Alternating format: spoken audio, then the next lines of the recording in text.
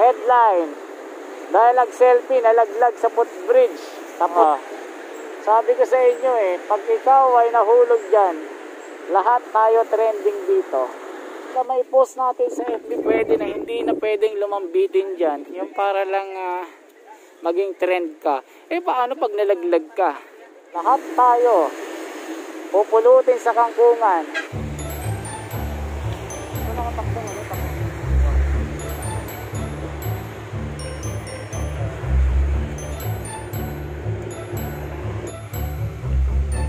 Magandang araw mga kababayan.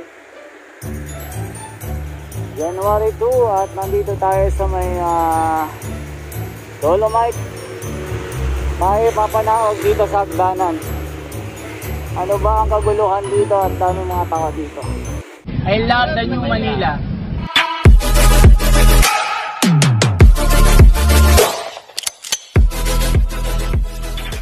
Yan until now mga kababayan.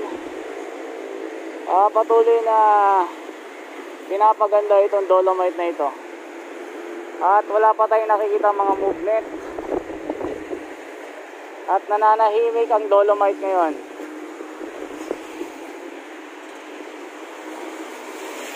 At habang nananahimik yung Dolomite, yung mga tao naman nagkakagulo.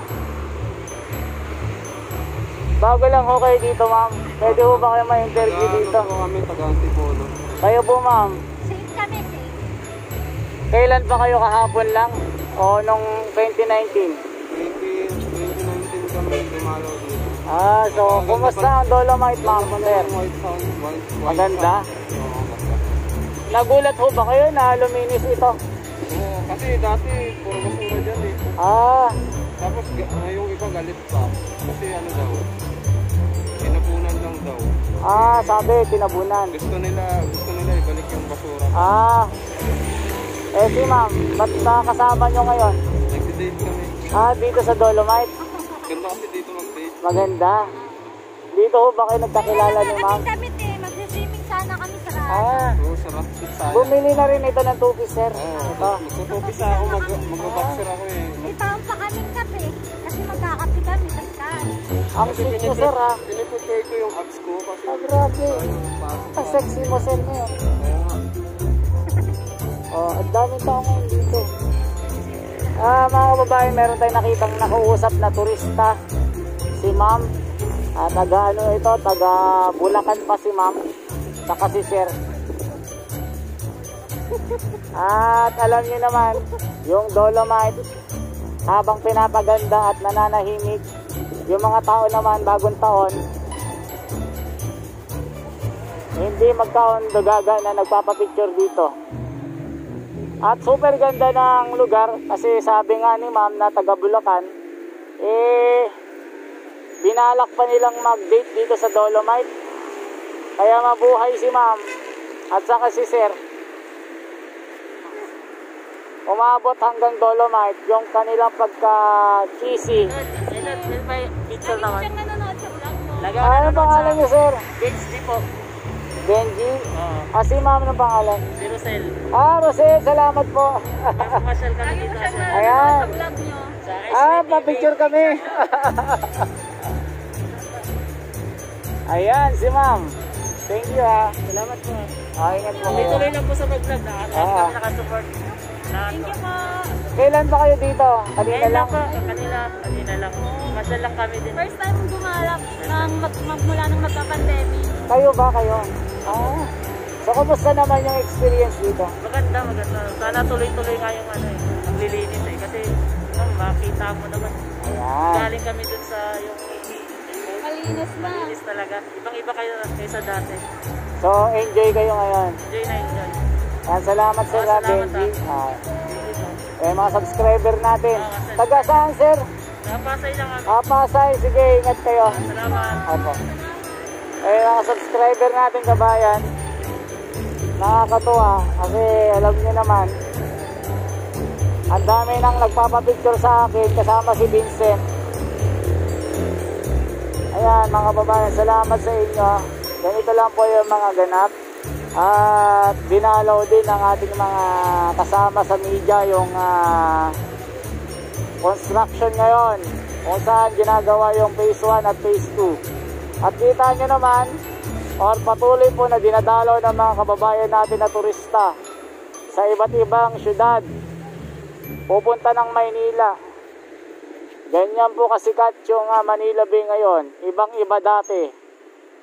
Narinig nyo naman ang sabi ni ma'am, talagang yung taga Pasay at taga Bulacan, yung dalawang yon bago lang dito. Kita nyo naman, hanggang dito sa Dolomite, ang sweet-sweet nila. O pati sila ma'am, isang selfie lang pero 10 na. 10 na ang ginawang selfie. O, tayo lalayo kasi binibigyan lang natin ng time sila para magpa-picture. Kaya salamat mga kababayan. Araw-araw po tayong magbibigay ng mga eksena, ng mga ganap para hindi kayo mahuli kung ano yung mga mangyayari at mangyayari pa dito sa Manila Bay. So tuloy-tuloy lang po tayo mga kababayan. At yung eksena dito, yung pa-south, tuloy-tuloy ang mga sasakyan. Walang problema. Lalong-lalo na yung pa-north, ayan, tuloy-tuloy din. Ganyan din sana ang buhay natin, tuloy-tuloy lang. Ano man yung mga problema na nararanasan natin, tuloy-tuloy lang po tayo, huwag susuko. O si Sir, talagang iconic post yung kanyang ginawa. Talagang dumantay pa siya. Sabi ko sa inyo pag ikaw ay nahulog dyan, lahat tayo trending dito. Headline, dahil nag-selfie, nalaglag sa footbridge, tapos na naman ang gobyerno. Kaya yung mga kababayan natin, sana wag nang gawin yung mga ganyang mga picture-picture na sumasampa pa kayo dito. Kasi bawal yan Kasi pag nalaglag ang isa dyan, nako, tapos na naman tayo. Lahat tayo pupulutin sa kangkungan. Siyempre, pag may nangyaring ganyan, talagang hihigpitan na ito. Baka totally ban na tayo dito dahil sa mga ganyang picture. Para lang mag-trending tayo, halos malaglag na yung picture natin. Kaya huwag niyong gagawin mga kababayan yung ganyang eksena kasi isang mali lang po natin. Maiksi lang ang buhay. Kailangan talaga ano lang tayo, yung simpleng picture lang, yung isang hindi lang, basta may post natin sa FB pwede na, hindi na pwedeng lumambitin dyan, yung para lang maging trend ka. Paano pag nalaglag ka? Kaya paalala lang sa mga kababayan natin na nagpupunta, wag nang lumambitin pa sa may rehas, kasi ganun din naman tayo pagka okay lang magpa-picture. Wag na yung exaggerated na picture. Para hindi tayo na papalayas dito. Kasi pag may mga pulis, nako, yari na naman tayo. Mapapalayas tayo dito pag ganyan yung mga eksenang nakikita. Yung iba kasi gusto nang tumira. Gusto nang magtayo ng mga tolda dyan para lang hindi sila maagawan sa eksena.